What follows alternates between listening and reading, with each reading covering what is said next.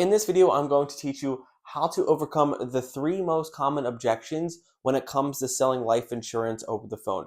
I am going to give you a simple 1 to 5 step framework that if you master this, you will go from selling just 3 policies per week to 10 policies. All you have to do is master these 3 simple objections, and I promise you, your sales will dramatically increase so that you can make more money as a life insurance agent. I did this. I mastered these 3 simple objections. My first year as a life insurance agent, I sold over $550,000 of final expense life insurance, and I wasn't that good at selling, but I mastered these objections. We've done over $9 million of sales in the last 2 years with these 3 objections, and most importantly, if you do this, your bank account will grow. Because the first thing I want to teach you is that you must understand the 20-60-20 rule. What is that rule? It's that 20% of people will just never buy insurance. It's a statistic. There are people that will say they want to buy, but will just never buy. There is 60% of people who need to be sold. And then there's 20% of people that are just one call closes, are basically laydowns. Laydowns mean they already have the pain, they have the emotion, there's no need to sell them, they'll do it themselves. But this is where you make your money, the 60%. And how do you make your money? It's by learning how to master these 3 simple objections that will change your life when it comes to selling life insurance. The first objection that you that we're going to break down is the most common is I need to think about it. Now, when it comes to selling insurance or getting objections, I want you to reframe what an objection is. Objection is a concern, okay? And what is a concern? That means some people have some doubts, they have some fears, they're unsure, they're uncertain. So people don't make a decision because they just don't like you. It's because they're just scared and they're concerned.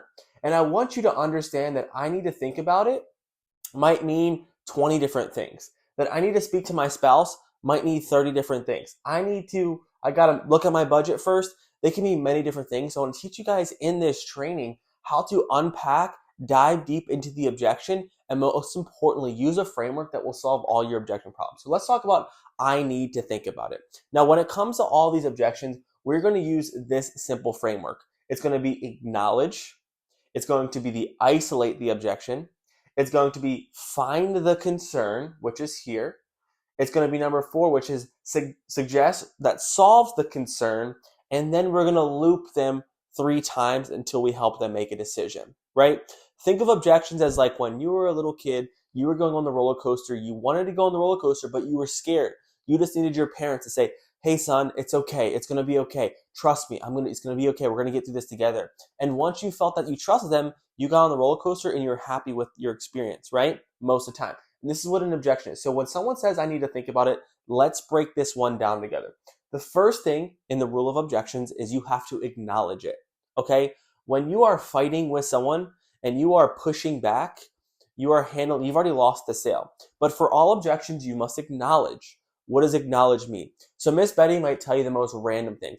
Well, hey, I need to speak to my daughter. My daughter lives in a different country, and I have to hit her up on Facebook, and then she has to respond to me. But at the end of the day, I need to think about it. Well, the first thing, no matter what you're going to say, is you're going to acknowledge it to allow their guard to come down, which is going to sound like this. Oh, I totally understand that you need to think about it. I actually agree, and I think you should think about it. And then we're going to go ahead and isolate the objection.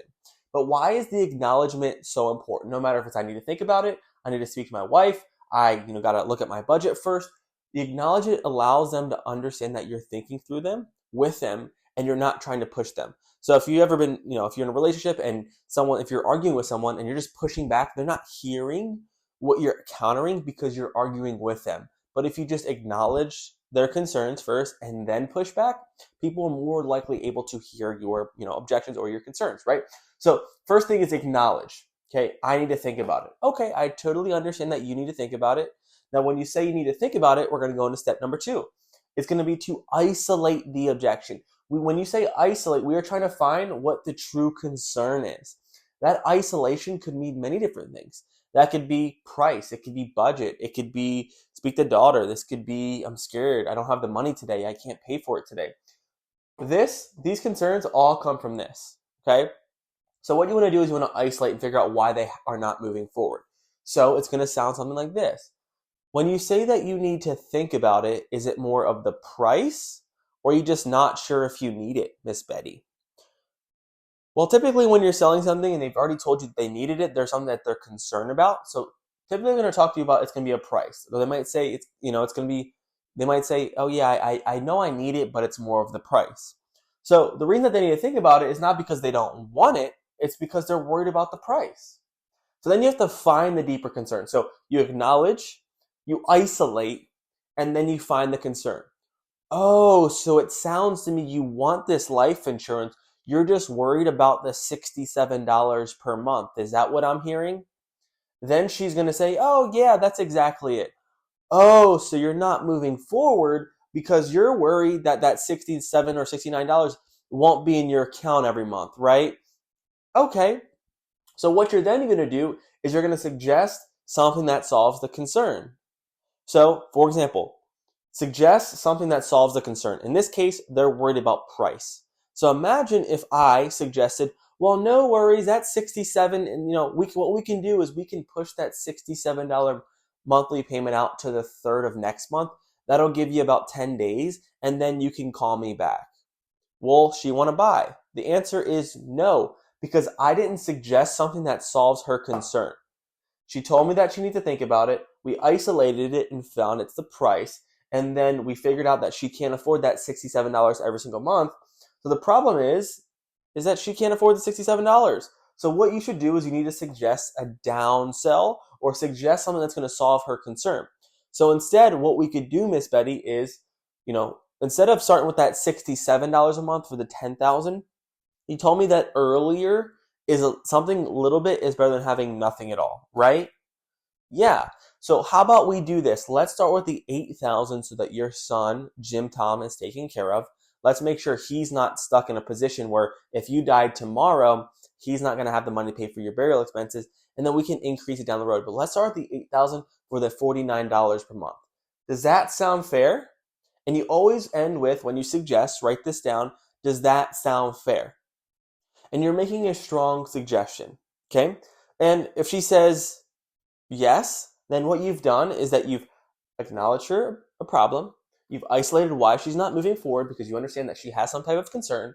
The reason she's not moving forward, we had to dive deep into that by asking more questions. And then we suggest something that solves the problem, which is, how about we start with something little bit lower. It still solves your problem, and then we can increase it later. Does that sound fair? Now, if she says yes to that, then we move into the application and we proceed, and we've sold her. But what happens if she says no? A no means there's more concerns. A no means that there's missing information. A no means that, hey, I don't really know. There's something else going on inside of her head. Because if she really wanted this and you solved her problem, there shouldn't be any objections, right? So what do we have to do is we have to go ahead and we got to loop it. So this is where you want to be bold. Write that down, is you have to be bold when it comes to objection handling. Because if you want to close the 60%, if you want to make the money, if you want to be the closer, you have to be bold, you have to stand in the pocket, and you have to continually loop to help people make the decisions. And if you're uncomfortable with being uncomfortable, then this stuff does not matter, because you have to have the boldness, you have to have the grit to stand in the pocket, because I want you to write this down. A hang up is better than no sale. And if you were selling life insurance over the phone, you would know any scheduled appointment is not going to come back. Any scheduled appointment is going to close. We ran our numbers. Less than 2% of scheduled follow-ups actually close, and that's really crazy. That means that you need to focus on right here. You need to learn how to become an expert looper. So how does the cycle work? Let's say you make the strong suggestion, point number 4, and they say, does that sound fair? And they say no. So what do? You run back up here. Okay, we're going to go through the process again. Well, I understand that I understand that doesn't make sense for you. Is it more of the price that you're worried about that you need to think about? Or are you just not really sure if you need this? Well, I don't know. And then we're going to dive into the concerns again. We're isolating it. We're going to find the concerns, suggest it, and downsell and loop. And typically, an I need to think about it is actually I'm worried about the price or I can't pay for it today. It's just uncover in the thought of I need to think about it, or they're missing information. So run through this loop. Acknowledge, try to isolate price, or you're not sure if you need it. Find the deep concern, which is, what is that? Step number 4 is to suggest that solves that problem and then loop it. We're going to go to objection number 2 here. I need to speak to my spouse. Also ran data. This is one of the most common objections that we get when you're selling final expense life insurance over the phone. This is Basically a power objection. Let me explain that. People say they need to speak to their wife because they feel like this is the hard one because you're giving your power to someone else, right? If I need to speak to my wife before making a decision, then you can't tell me anything. I need to speak to my wife. But instead, so who has the power? Do I have the power or does my wife have the power? Right? I'm not making the decision because my wife does. So as a salesman or woman, you have to understand how can you get the power back to the prospect so they can help them make the decision, how you can help them make the decision. And here's how that you do that. So for example, I need to speak to my wife. So first thing, acknowledge it. Okay, John, I totally understand that you need to speak to your wife. That's really smart. Happy wife, happy life, right? Now, when you say you need to speak to your wife, we're going to isolate it, which is it more of the price that you need to go through with your wife? Or are you just not sure if your wife would, if you need this? Well, I know I need it. I just want to make sure that she's on the same page, right?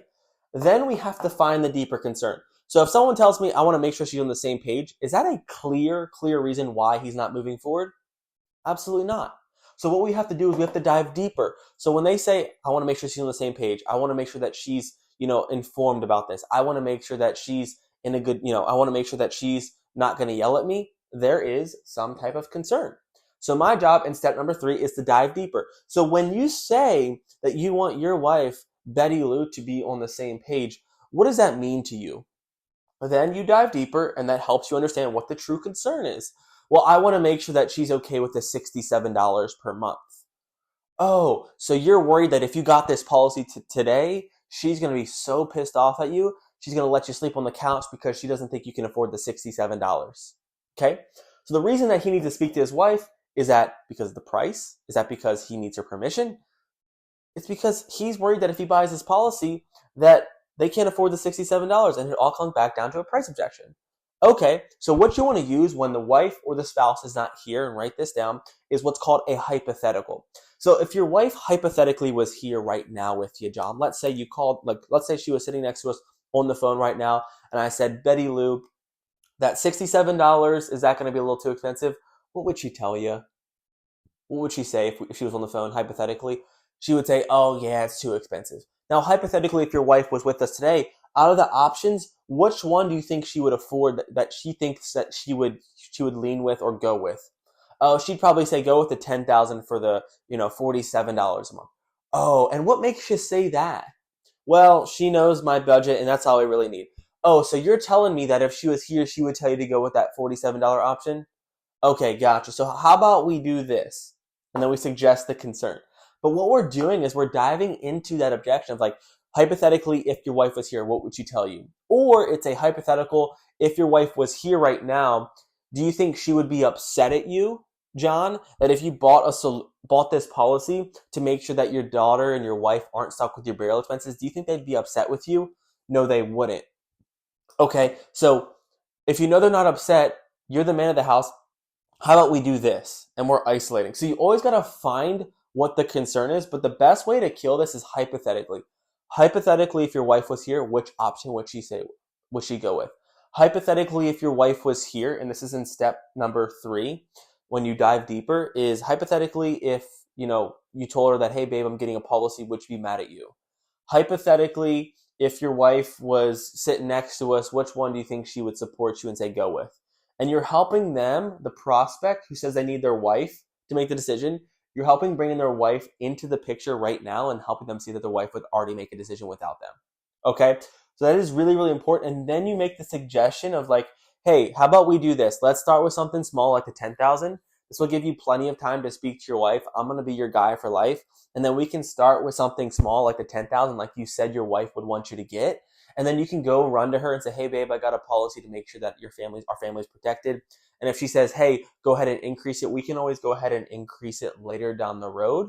But let's start with something small so you can at least have something to go to her about, and then we can increase it. Does that sound fair? And if she says yes, then you move into it. Or he says yes, we move into it. Now, if he says, no, I really need to speak to my wife, well, we're going to go ahead and loop it. And for all objections, I want you guys to write this down, is X3. You want to loop 3 times. Every single time you're getting objections is step 1, step 2, step 3, step 4. Suggestion, no, loop. That's number 2. 1, 2, 3, 4. Does that sound fair? Nope. Loop. 3 times or more to go for the hang up. So important when you're going through your objection handling. Okay. So that is how to run through I need to speak to my wife. Hypothetically, if your wife was here, would she be upset at you? And the last one is I have to look at my budget first before making a decision.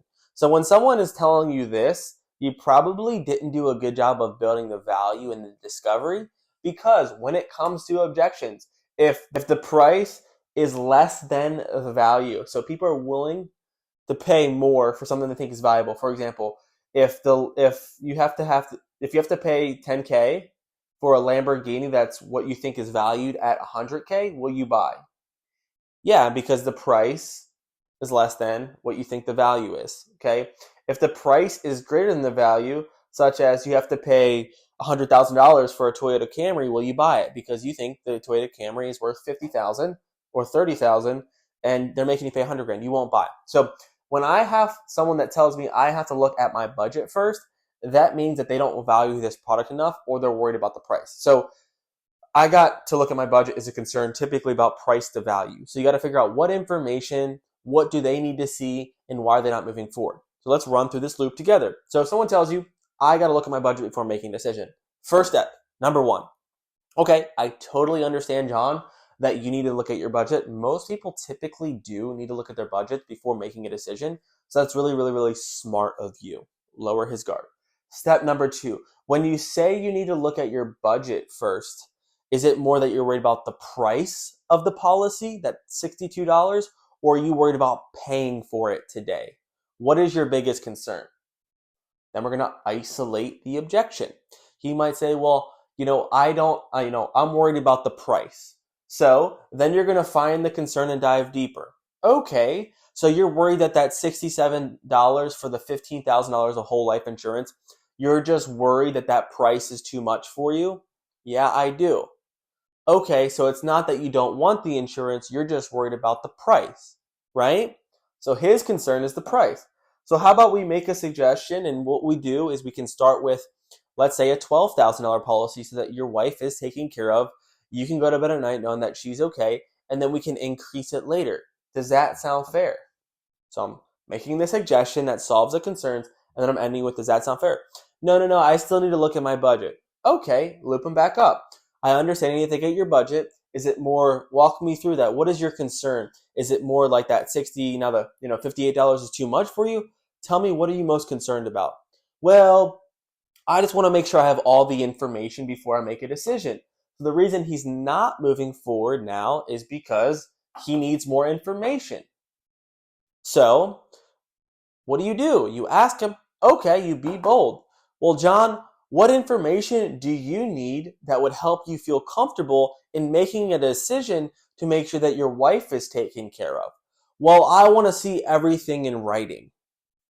Okay, so John, as long as we just isolated the objection, we found the concern, so as long as you saw this in literature before you signed on the dot, and you saw an application, you saw the information, would there be anything holding you back? No. Is there anything specifically that you need to see in the information before you make a decision? I want to see my beneficiaries on there. I want to see the company name. I don't want to be scammed. So as long as you see X, Y, and Z, there's nothing that's holding you back. So how about we do this? And then we solve for his concern. So John, I will fill out the application. I'll share with you my screen. You'll see how I fill it out, and you'll have no questions. And I'll even give you the policy at the end, and we can go through it at the end together for 30, 40 minutes, and we can read through all the literature. Does that sound fair? And then I can make a suggestion that solves his concern. And if it says no, then I loop him again. Okay, so John, what is it that you're not concerned of? Because you told me earlier that you need the literature, that you're not worried about the price. What is it that you're most concerned about? And you can continue to loop and run through this cycle. And all you're thinking of is, what is the objection? You have to isolate it, find the concern, suggest the thing that solves that problem, and then loop him. The last one is typically, is it more of the price that you're worried about, or are you worried about paying it for today is a concern? I totally understand that you need to look at your budget. When you say that you need to look at your budget, is it more of the price, or are you just, scared to pay for it today? Oh, I don't want to pay for it today. Yeah, that's why I can't. There's no room in my budget. Oh, okay. So the reason that you're worried is that you're worried about paying for it today, right? So as long as you don't have to pay for it today, there's nothing that's holding you back. Well, no worries. How about we do this, James? What we'll do is we'll start with the $10,000 for $55 a month. We don't have to start that until your Social Security billing, which could be probably the second Wednesday or third Wednesday of the month, and then we can push it out. Does that sound fair? And then you can solve what the concern is. So as you're going through objection handling, guys, it's just really the simple framework. Acknowledge, isolate, ask questions by finding concerns, suggest that solves a concern, and then loop it. And if you understand this, and you understand that objections are really just concerns, that it's natural, and that you want to be the person who's close on the 60%, then you will make a ton of money and you'll do very, very well at life insurance. But the problem is most people can't even spend 30, 40 minutes mastering these 3 objections. And if you can master these 3 objections, I promise you, you will beat most people. And most importantly, at the end of this, if you want more whiteboard videos like this, let me know. Love you guys. I hope this helps. I know it will help. And most importantly, tackle these objections, watch your bank account grow. And most importantly, if you want to join us at Legacy Family Life, no lead costs, no chargebacks. We're building the world's largest final expense company, and I want you on my team. See you guys in the next one. And most importantly, let's close that 60% and let's go win. Cheers.